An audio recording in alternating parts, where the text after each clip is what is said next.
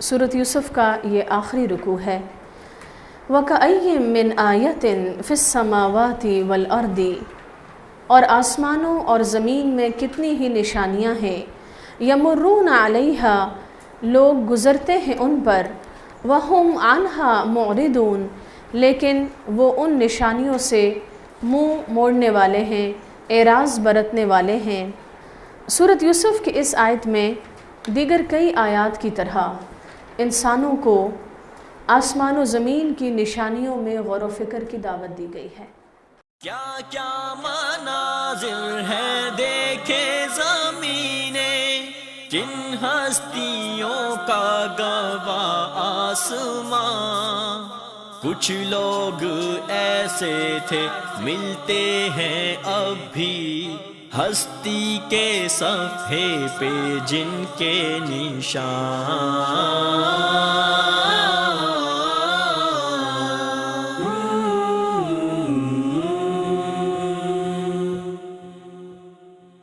आपने फरमाया अदऊ इलल्लाहि अला बसीरतिन, मैं पूरी दलील के साथ लोगों को अल्लाह की तरफ दावत देता हूँ। अना व मन इत्तबाअनी, मैं भी और वो भी जो मेरा इत्तिबा करे। लिहाजा अगर हम नबी अकरम सल्लल्लाहु अलैहि वसल्लम के ताबईन में शामिल होना चाहते हैं, आपके पैरोकारों में अपना नाम लिखवाना चाहते हैं, क़यामत के दिन आपके उम्मती की हैसियत से खड़े होना चाहते हैं, तो हमें इस शर्त को पूरा करना होगा।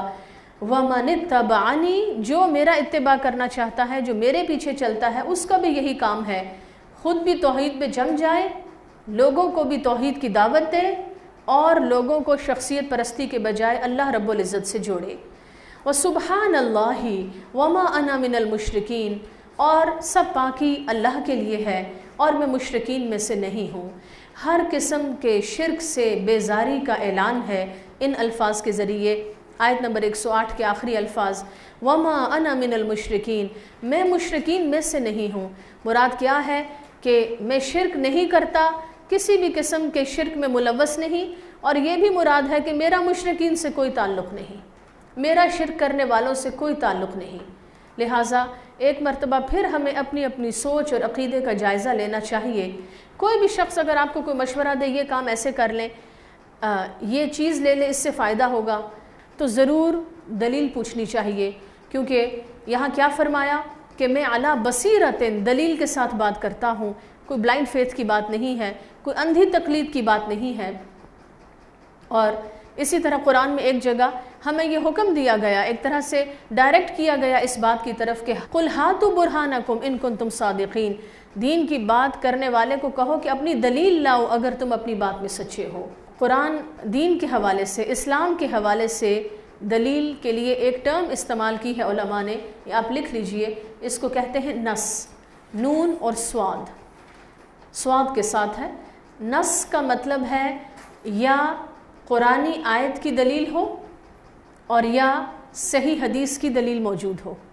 लेकिन अगर कोई शख्स बात कर रहा है और उस बात के लिए उसके पास कोई नस मौजूद नहीं है, कोई कुरानी आयत मौजूद नहीं है, या किसी सही हदीस में उस बात का ज़िक्र मौजूद नहीं है, तो वो चीज़ दीन का हिस्सा नहीं हो सकती। लिहाजा हमें क्या करना है, मा अना मिनल मुशरिकीन, ये ना हो कि क़यामत के दिन नबी अकरम सल्लल्लाहु अलैहि वसल्लम किसी ऐसे शख्स से बेजारी का इजहार करें कि जो दुनिया में ख़ुद को मुसलमान कहता हो, आपका उम्मती अपने आप को समझता हो, आपकी मोहब्बत अपने दिल में महसूस करता हो, लेकिन जाने अनजाने में उसकी सोच, उसके अक़ीदे, उसके अमल में अगर कोई शिरकिया चीज़ शामिल हो गई, तो फिर ये एक तरह से इजहार बरात है, ये एक तरह से इजहार बेजारी है कि मेरा मुशरिकीन के साथ कोई ताल्लुक़ नहीं, मैं मुशरिकीन में से नहीं। लिहाजा अपने अक़ीदे, अपनी सोच, अपने अमल को हमें दुरुस्त करना है। और कोई भी शख्स अगर हमें किसी की चीज़ की तरफ गाइड करे, किसी अमल की तरफ गाइड करे, तो ज़रूर उससे पूछा जा सकता है कि आप मुझे काइंडली अगर बता दें कि इसके बारे में कोई नस मौजूद है, कोई कुरानी आयत या कोई हदीस मौजूद है। अगर दलील है तो ठीक है, उस बात को कबूल किया जा सकता है। और फिर हमारे माशरे में एक और कोताही ये की जाती है कि अगर किसी के सामने दलील रखी जाए, अगर ये कहा जाए कि देखें नबी अकरम सल्लल्लाहु अलैहि वसल्लम की ये हदीस मौजूद है इस अमल के हवाले से, लिहाजा आप इस पर अमल करें, تو شاید حدیث کا نام سن کر یہ کہا جائے کہ اس کا تعلق کسی خاص گروہ سے ہے، اس کا تعلق کسی خاص مسلک سے ہے، اس کا تعلق کسی خاص فرقے سے ہے۔ تو بات یہ ہے کہ نبی اکرم صلی اللہ علیہ وسلم کا نام تو ہمارے کلمہ میں شامل ہے۔ آپ کی حدیث پر اگر ہم نے عمل نہیں کرنا، آپ کی احادیث اور آپ کی سنتوں اور آپ کی سیرت کو اگر ہم نے اڈاپٹ نہیں کرنا، تو پھر ہم کون سے دین پہ چل رہے ہیں؟ لہٰذا ہماری تو خواہش ہونی چاہیے، ہماری تو ایک ریسرچ اور ایک طلب ہونی چاہیے کہ کوئی ہمیں بتائے کہ کیا اس حوالے سے کوئی حدیث موجود ہے، تاکہ مجھے میرے نبی کی بات پہنچے اور میں اس بات پر عمل کروں، بجائے یہ کہ میں کسی دوسرے تیسرے انسان کی بات کو فالو کروں۔ وما انا من المشرکین، آپ کو حکم دیا گیا کہ آپ یہ اعلان بیزاری کر دیں کہ نہ میں شرک کرنے والا ہوں، نہ میں مشرکین سے ہوں، میرا ان سے کوئی تعلق نہیں۔ اللہ تعالیٰ ہمیں موحد بنائے، توحید پرست بنائے، اور ہمیں یہ توفیق دے کہ ہم اس دنیا میں کسی دھوکے میں نہ رہیں، بلکہ دین کے حوالے سے خصوصاً ہم حقیقت کو پہچانیں، قرآن و حدیث کی طرف آئیں، تاکہ قیامت کے دن نبی اکرم صلی اللہ علیہ وسلم کے جھنڈے تلے آپ کے بہترین امتی کی حیثیت میں جگہ پا سکیں۔ وَمَا أَرْسَلْنَا مِن قَبْلِكَ إِلَّا رِجَالًا، اور اے نبی صلی اللہ علیہ وسلم، ہم نے آپ سے پہلے بھی جو رسول بھیجے وہ رجال ہی تھے، یعنی وہ مرد ہی تھے۔ ایک مراد یہ ہے کہ وہ انسان ہی تھے۔ آپ سے پہلے بھی ہم نے کسی فرشتے کو رسول بنا کے نہیں بھیجا، کیونکہ کوئی فرشتہ انسانوں کے لیے ایک رول ماڈل نہیں ہو سکتا۔ وہ فرشتہ جس کو نہ بھوک لگتی ہو، نہ پیاس لگتی ہو، نہ نیند آتی ہو، اور نہ وہ تھکتا ہو، نہ اس کے اندر نافرمانی کا کوئی جذبہ اللہ نے رکھا ہو، ایسا فرشتہ نما مخلوق انسانوں کے لیے رول ماڈل نہیں ہو سکتی۔ چنانچہ اللہ رب العزت نے جتنے بھی انبیاء علیہ السلام کو بھیجا وہ سب کون تھے؟ انسان تھے۔ اور دوسری رائے کیا ہے؟ رجالن سے مراد یعنی مرد مراد ہے۔ اللہ رب العزت نے خواتین پر نبوت اور رسالت کی ذمہ داری نہیں ڈالی، اور اس کی وجہ کیا ہے کہ عورت ایک نازک مخلوق ہے، اور عورت کو اللہ رب العزت نے جن مقاصد کے لیے پیدا کیا اور جن صلاحیتوں کے ساتھ عورت کو پیدا کیا، اس کے پیش نظر اللہ رب العزت نے اپنے علم اور حکمت کے تحت یہ بات بہتر سمجھی کہ عورت پر نبوت اور رسالت کی بھاری ذمہ داری نہ ڈالی جائے، اور اللہ تعالیٰ نے اس ذمہ داری کے لیے مرد کا انتخاب کیا۔ مرد کو ایسی جسمانی، ذہنی صلاحیتیں اور طاقت عطا کی کہ وہ ان تمام مشکلات کو برداشت کرے، وہ لوگوں کی مخالفت کو فیس کرے، اور وہ قربانیاں دے سکے، اور وہ اس درجے پر جہاد کر سکے اور پہنچ سکے جو کچھ نبوت اور رسالت کے لیے مطلوب تھا۔ لہٰذا یہ نہیں کہا جائے گا کہ اس میں عورت کے درجے میں کوئی کمی ہو گئی کہ اللہ تعالیٰ نے عورت کو نبی نہیں بنایا، نہیں، بلکہ یہ کہا جائے گا کہ اللہ رب العزت نے عورت کے نزاکت کے پیش نظر اور اس کو مشکلات سے بچانے کے لیے اس پر نبوت کی ذمہ داری نہیں ڈالی۔ ہر عورت یہ بات سمجھ سکتی ہے کہ عورت ہونے کے ناطے جو اس کی معمول کی ذمہ داریاں ہیں ان میں بھی عورت مشقت محسوس کرتی ہے، ان میں بھی خواتین تھک جاتی ہیں۔ اور آپ دیکھیے کہ اتنی مخلوق میں کتنی خواتین ہوں گی کہ جو تمام اپنی گھریلو ذمہ داریوں اور بچوں کی ذمہ داریوں اور فیملی کی رسپانسبلٹیز کے ساتھ نکل سکیں اور پھر دین کے کام کو اپنی زندگی کا مشن بنا سکیں۔ ہمیں بہت ہی کم ایسی مثالیں ملتی ہیں، اور اس کے برعکس مرد حضرات الحمدللہ ہر دور میں ایک بڑی تعداد میں اللہ رب العزت نے مردوں کے لیے فیسیلیٹیٹ کیا، کیونکہ اللہ نے ان کو ایسی جسمانی اور ذہنی صلاحیتیں اور طاقت عطا کی تھی کہ وہ اس ذمہ داری کو نبھا سکتے تھے۔ کسی بھی مشین کو بنانے والا انجینئر سب سے بہتر سمجھ سکتا ہے کہ اس مشین کو کیسے استعمال کیا جانا چاہیے۔ لہٰذا ہمارا خالق، ہمارا مالک اللہ رب العزت سب سے زیادہ بہتر سمجھ سکتا ہے کہ کون سی ذمہ داری کس پر ڈالی جائے گی، اور کون سی مخلوق اور کون سی صنف ہے کہ جو کس ذمہ داری کو بہتر طور پر ادا کر سکے گی۔ آپ دیکھیں کہ ایک طرف مرد باہر کی بڑی بھاری ذمہ داریاں اٹھا سکتا ہے، لیکن دوسری طرف گھر کے اندر آئے اور اگر اس کو یہ کہا جائے کہ 2 دن کے لیے بچے کو آپ سنبھالیں، تو 2 دن تو دور کی بات ہے، 2 گھنٹے میں شاید وہ نڈھال ہو جائے اور پریشان ہو جائے، اور بچہ صاف ستھرا ہنستا کھیلتا ہوتا ہے تو وہ باپ کی بھی گود میں اچھا لگتا ہے اور باپ اس کو کھلاتا ہے اور اس کے لاڈ پیار اپنی جگہ دیکھتا ہے۔ لیکن جیسے ہی بچہ اگر گندا ہو جائے یا وامٹ کر دے یا پیمپر گندا ہو جائے یا ایون ناک ہی گندا ہو جائے تو فوراً کس کو ڈھونڈا جاتا ہے؟ ماں کو ڈھونڈا جاتا ہے۔ اس لیے کہ ہر انسان کی سوچ، اس کا مزاج، اس کی صلاحیتیں، اس کے اندر صبر تحمل کا مادہ اللہ رب العزت نے مختلف رکھا ہے۔ اور پھر اس کا یہ مطلب نہیں کہ عورت جو ہے وہ بچوں کی گندگی بھی صاف کرے اور ان کو سنبھالے اور اس کے سوا کچھ بھی نہیں۔ حضرت عائشہ رضی اللہ عنہ، حضرت خدیجہ رضی اللہ عنہ، حضرت مریم علیہ السلام، ام موسیٰ جن کا ذکر قرآن میں موجود ہے، فرعون کی بیوی حضرت آسیہ، لہٰذا بہت سی ایسی شاندار مثالیں موجود ہیں کہ عورت ایک طرف اپنی ذمہ داریاں بھی نبھاتی ہے اور دوسری طرف وہ اللہ تعالیٰ کی فوج کے سپاہیوں میں بھی شامل ہوتی ہے۔ خصوصاً ہماری صحابیات میں تو ایک بہت طویل لسٹ ہے ناموں کی کہ ازواج مطہرات نے اور صحابیات نے کس طرح اللہ رب العزت کے دین کی خدمت کی، باقاعدہ جہاد میں شامل ہوئی، باقاعدہ میدان جنگ میں جا کر انہوں نے مردوں کے شانہ بشانہ بھی بہت سی خدمات انجام دی۔ اور جنگ احد کے موقع پر حضرت ام عمارہ رضی اللہ عنہ کا جو کردار ہے اس کو اسپیشلی اپریشیٹ کیا گیا ہے احادیث میں، اور حضرت عمر رضی اللہ عنہ اور دیگر بہت اکابر صحابہ ام عمارہ رضی اللہ عنہ کا بہت احترام کرتے تھے، ان کو بہت ریگارڈ کرتے تھے ان کی ان خدمات کی وجہ سے کہ جو انہوں نے عین میدان جنگ میں سر انجام دی۔ لہٰذا اللہ تعالیٰ نے عورت اور مرد دونوں میں صلاحیتیں رکھی ہیں، لیکن ان کو ان کے مزاج اور صلاحیتوں کے پیش نظر مختلف دائرہ کار دیے ہیں۔ اسی طرح عورت پر معاش کی ذمہ داری نہیں ڈالی گئی کہ وہ گھر سے باہر نکلے اور کمائے، لیکن اگر ایک عورت کیپیبل ہے اور وہ جاب کرنا چاہتی ہے اور اس میں ایسی صلاحیتیں ہیں کہ مثلاً وہ ڈاکٹر ہے اور وہ انسانیت کی خدمت بھی کر سکتی ہے اور وہ ایز اے پروفیشن اس کو اڈاپٹ کر سکتی ہے، تو اپنی اصولوں کے ساتھ اللہ تعالیٰ کی باندھی ہوئی حدود کے اندر رہتے ہوئے اپنی عزت اور وقار اور ایمان کی حفاظت کرتے ہوئے ایک عورت اگر نکلتی ہے اور وہ مثلاً کسی پروفیشن کو اڈاپٹ کرتی ہے تو اس کو منع نہیں کیا گیا۔ اسی طرح اگر وہ میدان جنگ میں بھی ہے تو وہاں بھی اس سے خدمات لی گئی، لیکن ان چیزوں کو عورت پر فرض نہیں کیا گیا۔ اگر فرض کر دیا جاتا تو یقیناً یہ عورت کے لیے مشقت تھی۔ لہٰذا جس طرح نعمتوں کے بارے میں یہ ایک سینگ ہے نا کہ اے اللہ جو نعمتیں تو نے مجھے دیں ان پر تیرا شکر، اس لیے کہ وہ تیری دی ہوئی نعمت ہیں، جو تو نے نہیں دی ان پر بھی تیرا شکر کیونکہ اس میں تیری حکمت ہے، اور جو تو نے دے کے واپس لے لی اس پر بھی تیرا شکر کیونکہ وہ تیری امانت تھی۔ تو بالکل اسی طرح اللہ رب العزت کے ہر فیصلے کے بارے میں یہی سوچنا چاہیے کہ اے اللہ جو فیصلے تو نے کیے ہیں اس پر تیرا شکر کیونکہ وہ تو نے اپنے علم اور حکمت کے مطابق کیے، اور جو ذمہ داریاں تو نے ہم پر نہیں ڈالی ان پر بھی تیرا شکر کہ تو نے ہم پر کوئی ایسے بوجھ نہیں ڈالے جن کو اٹھانے کی ہم میں طاقت نہ تھی۔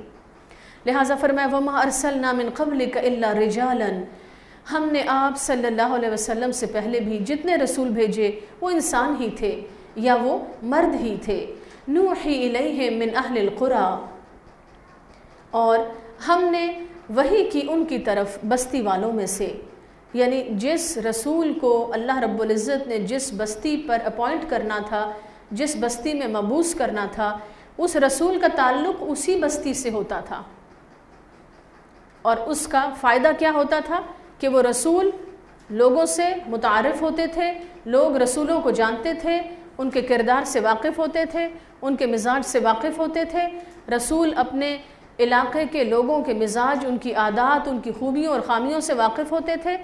لہٰذا اس طرح لوگوں کے لیے، بستی والوں کے لیے رسولوں کی باتوں کو سمجھنا آسان ہو جاتا اور رسولوں کے لیے میسج کو کنوے کرنا آسان ہو جاتا۔ ایسا نہیں ہوتا تھا کہ کوئی اسٹرینجر آ جائے کہیں سے اور کہے کہ میں اللہ کا رسول ہوں، تمہارے پاس آیا ہوں، اور تم لوگ تو مثلاً عربی بولتے ہو لیکن میں تو عبرانی بولوں گا، یا مثلاً میں تو کسی اور لینگویج میں تمہیں اللہ کا کلام سناؤں گا۔ ایسا نہیں ہوتا تھا، بلکہ نوحی الیہم من اہل القریٰ، بستی والوں میں سے ہی اللہ نے رسولوں کو اٹھایا اور ان کی طرف وحی کی۔ افلم یسیروا فی الارض، کیا بھلا یہ لوگ زمین میں چلے پھرے نہیں، فینظروا، تو وہ دیکھتے، کیف کان عاقبۃ الذین من قبلہم، کہ ان سے پہلے گزرے ہوئے نافرمان لوگوں کا انجام کیسا ہوا، وَلَدَارُ الْآخِرَةِ خَيْرٌ لِلَّذِينَ اتَّقَوْا، اور البتہ آخرت کا گھر بہتر ہے ان لوگوں کے لیے جنہوں نے تقوی اختیار کیا۔ افلا تعقلون، کیا بھلا لوگ عقل استعمال نہیں کرتے، سمجھ بوجھ سے کام نہیں لیتے۔ حتیٰ، یہاں تک کہ اذا استیأس الرسل، جب رسول مایوس ہو گئے، کس چیز سے مایوس ہو گئے؟ کہ اب لوگ حق کو قبول نہیں کر رہے اور لگتا ہے کہ شاید اب یہ حق قبول کریں گے بھی نہیں، اور وَظَنُّوا، اور لوگوں نے یہ سمجھا أَنَّهُمْ قَدْ كُذِبُوا، کہ ان سے جھوٹ بولا گیا ہے۔ کیا جھوٹ بولا گیا ہے؟ کہ یہ اللہ کا رسول ہے اور اگر نہ مانو گے تو عذاب آ جائے گا، اور اگر مان لو گے تو اللہ تمہیں بچا لے گا اور تمہارے لیے رحمتیں اور برکتیں ہیں۔ یعنی ایسی سچویشنز آ گئی رسولوں پر، اللہ نے بستیوں میں رسولوں کو بھیجا، رسولوں نے میسج کنوے کیا، رسولوں نے اللہ کے پیغام کو اللہ کے بندوں تک پہنچایا، لیکن لوگوں نے ریزسٹ کیا، لوگوں نے اس پیغام کو قبول نہ کیا، اور رسولوں پر کئی آزمائشیں اور کئی طرح کی مشکلات آئیں، حتیٰ کہ ایسی حد کو پہنچے وہ سب کہ رسول بھی مایوس ہو گئے کہ ہم تو ہر طرح سے کہہ بتا کے تھک چکے اور شاید اب یہ لوگ حق قبول نہ کریں گے، اور لوگوں نے یہ سمجھا کہ یہ رسول جھوٹ بول رہا تھا۔ نعوذ باللہ، کیا جھوٹ؟ یہ رسول نہیں ہے، اور ہم نے اس کو اتنا مارا، ستایا، پریشان کیا، اور اس کی زندگی اتنی مشکل کی، اور دیکھو ہم پر تو کوئی عذاب نہ آیا۔ لہٰذا لوگوں نے جب یہ سمجھا کہ ان سے جھوٹ بولا گیا ہے، جاءہم نصرنا، تو رسولوں کے پاس ہماری مدد آ گئی۔ اور وہ مدد کس شکل میں ہوتی تھی؟ کہ اللہ رب العزت کی طرف سے نافرمان قوموں پر عذاب آتے تھے، اور اس عذاب سے صرف رسول اور ان کے ساتھی اہل ایمان کو بچا لیا جاتا تھا، اور باقی ساری کی ساری قوموں کو غرق کر دیا جاتا۔ جاءہم نصرنا، ان کے پاس ہماری مدد آ گئی۔ فنجیا، تو پھر ہم نے نجات دی، ہم نے بچا لیا، من نشاء، جس کو ہم نے چاہا۔ کون ہے جو اللہ کے عذاب سے بچتا ہے؟ جو اللہ کا فرما بردار ہوتا ہے۔ ولا يرد بأسنا عن القوم المجرمین، اور مجرم قوموں سے ہمارے عذاب کو ٹالا نہیں جا سکتا۔ یعنی جنہوں نے جرم کیے تھے، نافرمانیاں کی تھیں، اور یہ سمجھا تھا کہ یہ سب نعوذ باللہ جھوٹ ہے، اور آج ہم میں سے بھی ہر شخص اپنا جائزہ لے، ہمارا ایمان کتنا پختہ ہے؟ کیا ہم جنت اور جہنم کو صرف کہانیاں سمجھتے ہیں؟ کیا ہم نبی اکرم صلی اللہ علیہ وسلم کی زندگی اور آپ کی سیرہ کو صرف ایک کہانی سمجھ کے پڑھتے ہیں، یا کیا ہم واقعی اس کو اسوہ حسنہ سمجھ کر فالو کرنے کی کوشش کرتے ہیں؟ اور اگر ہم نافرمان ہیں تو نافرمانوں کے لیے مجرم کا لفظ استعمال ہوا، اور فرمایا مجرموں سے پھر ہمارے عذاب کو، ہمارے زور کو کوئی پھیر نہیں سکتا۔ لَقَدْ كَانَ فِي قَصَصِهِمْ عِبْرَةٌ لِأُولِي الْأَلْبَابِ، البتہ تحقیق ان کے واقعے میں عبرت ہے، لِأُولِي الْأَلْبَابِ، عقل والوں کے لیے۔ یہاں عقل والوں کی ایک نشانی بتائی گئی۔ عقل والے کون ہیں؟ اللہ کی نظر میں عقل مند کون ہے؟ اللہ کی نظر میں سمجھدار کون ہے؟ کہ جو ہر واقعے سے اور خصوصاً قرآن کے واقعات سے نصیحت حاصل کرے اور اپنی زندگی میں اصلاح اور بہتری کے لیے سبق تلاش کرے۔ ما کان حدیثا یفترا، یہ کوئی ایسی بات نہیں ہے کہ جس کو گھڑ لیا جاتا۔ آیت نمبر 111 کس چیز کی طرف اشارہ ہے؟ کس چیز کا ذکر ہے کہ یہ بات گھڑی نہیں جا سکتی تھی؟ نمبر 1، علماء نے فرمایا قرآن کی طرف اشارہ ہے کہ یہ قرآن کوئی ایسی کتاب نہیں ہے، یہ قرآن کوئی ایسی بات نہیں کہ جس کو کوئی شخص بیٹھ کے خود سے گھڑ لیتا۔ اور نمبر 2 فرمایا گیا کہ سورۃ یوسف کی طرف اشارہ ہے کہ یہ سارا واقعہ یوسف علیہ السلام کی زندگی کا جو اتنی تفصیل کے ساتھ ایک ہی مجلس میں یک بارگی نبی اکرم صلی اللہ علیہ وسلم پہ نازل ہوا، قریش مکہ کے سوالوں کے جواب میں، یہ ایسا پاسبل نہیں تھا کہ آپ خود سے یہ کہانی گھڑ کے سنا دیتے۔ ایسا ممکن نہیں تھا کہ اس کہانی کو کوئی بھی شخص خود سے گھڑ سکتا، بلکہ یہ قرآن کیا ہے؟ وَلَكِن تَصْدِيقَ الَّذِي بَيْنَ يَدَيْهِ، یہ قرآن تصدیق ہے، تصدیق کرنے والی کتاب ہے۔ کس چیز کی تصدیق؟ ان تمام تعلیمات کی جو اس سے پہلے اللہ رب العزت کی طرف سے آ چکی۔ وَتَفْصِيلَ كُلِّ شَيْءٍ، اور اس میں تفصیل ہے ہر چیز کی۔ ہر چیز سے مراد کیا ہے؟ ہر وہ چیز جو انسان کی ہدایت کے لیے ضروری ہے، ہر اس چیز کا ذکر اور اس کی تفصیل قرآن میں موجود ہے۔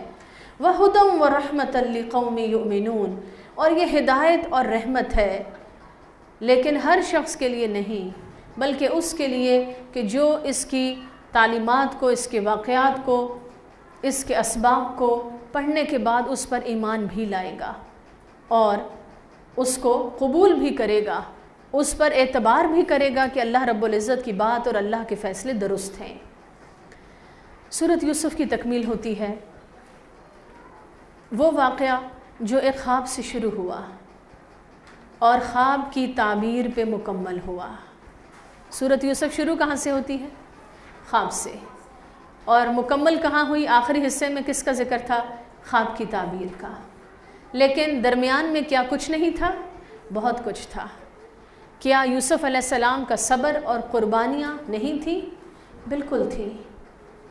اب یہاں لکھ لیجئے میرے لیے عمل کا پیغام۔ ہر انسان کے کچھ خواب ہوتے ہیں، اور سب سے خوبصورت، سب سے بڑا خواب ہے اپنے رب کو راضی کرنا، جنت تک پہنچنا۔ لیکن اگر ہم یہ چاہتے ہیں کہ ہمیں جنت میں جانے کے خواب کی تعبیر بھی ملے، ہمارا نام بھی اس لسٹ میں لکھا ہوا ہو کہ جو جنت میں جانے والوں کی لسٹ ہے، ہمارا نام بھی اللہ کے فرما برداروں میں لکھا ہو، تو ہمیں کیا کرنا ہوگا؟ خواب دیکھ کے پھر سو نہیں جانا، بلکہ اپنے اندر وہ کوالٹیز پیدا کرنی ہیں، اپنے اندر وہ خوبیاں پیدا کرنی ہیں، وہ مزاج پیدا کرنا ہے جو یوسف علیہ السلام کا تھا، کہ جس مزاج کی وجہ سے اللہ رب العزت نے ایک ایسا خواب جو بظاہر حالات میں ناممکن نظر آ رہا تھا، اللہ رب العزت نے اس کو ممکن کر دکھایا۔ تمام تر مخالفت کے باوجود اکیلے تنہا یوسف علیہ السلام، جن کے پاس کوئی فوج نہ تھی، کوئی باہر کی فوج ہونا تو دور کی بات ہے، اپنے خون کے رشتے بھی نہ تھے،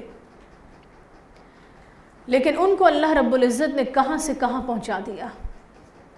اور خصوصاً یوسف علیہ السلام کے مزاج میں علماء نے فرمایا کہ جو سب سے اہم صفت ہے، سب سے اہم حصہ ہے آپ کے مزاج کا، وہ صبر ہے۔ صبر کا دوسرا نام ہے سیلف کنٹرول، اپنے نفس پر قابو کرنا۔ مثلاً بھائیوں نے کنویں میں ڈالا، کوئی ہائے واویلا نہیں، بازار غلامہ میں لا کے بیچے گئے، بڑے تحمل سکون سے وہ وقت گزارا، وہاں کوئی شور شرابہ نہیں کیا۔ کیوں؟ کیونکہ پتہ تھا کہ شور شرابہ کرنا اس وقت مسائل کا حل نہیں ہے۔ زلیخا کے سامنے پہنچے تو وہ ایک بہت بڑے فتنے کی شکل میں ان کے سامنے موجود تھی، اور ایک صاحب مال، صاحب جمال عورت اس طرح دعوت گناہ دے کہ ہر برائی انسان کے لیے آسان ہو، اس کے باوجود انسان یہ کہے کہ انی اخاف اللہ، میں اللہ سے ڈرتا ہوں، اس سے بڑا سیلف کنٹرول کوئی نہیں ہو سکتا۔ اور وہ شخص جو خود حسین ترین انسان ہے تمام مخلوق میں سے، لیکن اس کی ہر دوسری خوبی پر اللہ کی محبت اور اللہ کا خوف حاوی ہے۔ اور یہ کیسی خوبصورتی ہے ہمارے آج کل کے نوجوان بچوں کی کہ اپنے آپ کو خوبصورت ثابت کرنے کے لیے بے حیائی کا سہارا لینا۔ ایک وہ خوبصورت ترین انسان جس کی خوبصورتی کی گواہی قرآن و حدیث میں دی گئی ہو، اور وہ خوبصورتی کے اوپر جو چیز چھائی ہوئی ہے وہ شرم و حیا اور ایمان ہے۔ تو ہر مسلمان بچی اور بچے کو سوچنا چاہیے، میں کس خوبصورتی کو ڈھونڈ رہی ہوں؟ میری خوبصورتی تو بے بنیاد ہے اگر میں اس کو ظاہر کرنے کے لیے، اس کو ثابت کرنے کے لیے بے حیائی کا سہارا لے رہی ہوں۔ اللہ کی نظر میں حسین انسان وہ ہے کہ جو صرف شکل و صورت اور اپیرنٹلی اپنی ڈریسنگ سے خوبصورت نہیں ہے، بلکہ جس کا دل خوبصورت ہے، جس کا کردار خوبصورت ہے۔ بڑی ہی عجیب سی پریشانی لاحق ہوتی ہے نوجوان بچیوں کی، تو جو صورتحال تھی سو تھی، لیکن یوسف علیہ السلام کے کردار کے حوالے سے خاص طور پر ہمارے نوجوان لڑکوں کے لیے بہت بڑا پیغام ہے کہ ایک مرد مومن، ایک خوبصورت انسان کیسا ہوتا ہے۔ ایک صاحب ایمان شخص کو اللہ خوبصورتی دے یا وہ خوبصورت بننا چاہے تو اس کا مزاج کیسا ہونا چاہیے۔ لیکن ہمارے آج کل ینگ بچے بلو دا بیلٹ قسم کی ڈریسنگ کرنا اور اتنی لوز پینٹس اور اتنی لو بیلٹس رکھنا کس بات کا اظہار ہے؟ بے حیا ہونے میں اور کانفیڈنٹ ہونے میں فرق ہے۔ اپنے اندر اعتماد پیدا کریں، لیکن وہ اعتماد جو ایمان کی بنیاد پر ہو۔ مسلمان ہونا اور با حیا ہونا یہ سب سے بڑا کانفیڈنس ہے، اور جو شخص حیا کو اور شرم کو سمجھے کہ یہ لیک آف کانفیڈنس کی نشانی ہے، وہ بہت بڑے دھوکے میں ہے، بہت بڑے دھوکے میں ہے۔ نبی اکرم صلی اللہ علیہ وسلم کو مختلف مواقع پہ جہنم کے مختلف مناظر دکھائے گئے۔ ایسا ہی ایک موقع تھا، شاید معراج کے موقع پہ یا کسی اور موقع پہ، جب آپ کو یہ دکھایا گیا کہ جہنم میں ایک آگ کا بہت بڑا تنور ہے اور جس میں سے چیخ و پکار کی آوازیں آ رہی ہیں، اور جب فرشتے نے اس تنور کا ڈھکن ہٹایا تو آپ نے دیکھا کہ اس تنور کے اندر آگ ایسے ابل رہی ہے جیسے پانی ابلتا ہے، اور اس کے ہر ابال کے ساتھ عورتیں اور مرد اوپر تک اچھلتے آتے اور پھر اندر چلے جاتے۔ اور جب آپ نے پوچھا کہ یہ کون ہے تو بتایا گیا کہ یہ حیا باختہ عورتیں اور حیا باختہ مرد تھے، بے شرم عورتیں اور بے شرم مرد۔ جو شخص حیا سے عاری ہے وہ کیا دکھا کے اور کیا بتا کے کس کو امپریس کرنا چاہتا ہے کہ میں خوبصورت ہوں۔ لہٰذا ہم میں سے ہر شخص اور ہر مسلمان کے لیے یوسف علیہ السلام کے کردار میں اور پھر خود نبی اکرم صلی اللہ علیہ وسلم کی زندگی میں، آپ کی حیات طیبہ میں جو سب سے بڑی نشانی اور سب سے بڑا مزاج ہمیں نظر آتا ہے وہ ایمان اور شرم و حیا کا مزاج ہے۔ اور بیس لیس ہے انسان کی وہ شخصیت کہ جس شخصیت کو لوگوں کے سامنے ثابت کرنے کے لیے بندے کو بے حیائی کا یا اللہ کی نافرمانی کا سہارا لینا پڑے۔ پھر اسی طرح یوسف علیہ السلام کا سیلف کنٹرول کا ایک بہت ہی اور اہم آزمائش کا موقع کون سا تھا کہ جب وہ ظالم بھائی ان کے سامنے ایک محتاج کی حیثیت میں کھڑے ہیں، یا یہ کہ انہوں نے اپنے گناہوں کا اعتراف کر لیا، اپنی اصلاح کی کوشش میں تھے اور آپ کے سامنے آئے اور جھک گئے، اس موقع پر بھی یوسف علیہ السلام نے اپنی بڑائی اپنے دل میں نہیں لائی، کسی قسم کے تکبر میں مبتلا نہیں ہوئے۔ لہٰذا ہمارے سامنے اگر کوئی اعتراف کر لے کہ ہاں واقعی سوری مجھ سے یہ غلطی ہوئی ہے، فوراً ہمارے اندر ایک ابال اگر ایسا آ جائے کہ دیکھا میں بہت بڑا ہوں، میں جیت گیا، میری بات سچی ثابت ہوئی اور میری ہی جیت ہوئی اور یہ شخص ہار گیا، یہ بھی تکبر کی نشانی، یہ بھی سیلف کنٹرول کے خلاف ہے، یہ بھی صبر کے خلاف ہے۔ اللہ تعالی ہمارے مزاج میں بہترین صفات پیدا فرمائے، وہ تمام صفات جو محسنین میں ہونی چاہیے، وہ تمام صفات جو اللہ رب العزت اپنے با ایمان اور با حیا بندوں اور بندیوں میں دیکھنا چاہتا ہے کہ ہم اللہ رب العزت کے فرما بردار اور بہترین بندوں میں شامل ہو سکیں۔ اللہ تعالی ہمیں بہترین عمل کی توفیق عطا فرمائے۔ سبحانک اللہم و بحمدک نشہد ان لا الہ الا انت نستغفرک و نتوب الیک۔ السلام علیکم ورحمۃ اللہ وبرکاتہ۔ کچھ لوگ ایسے تھے ملتے ہیں اب بھی ہستی کے صفحے پہ جن کے نشان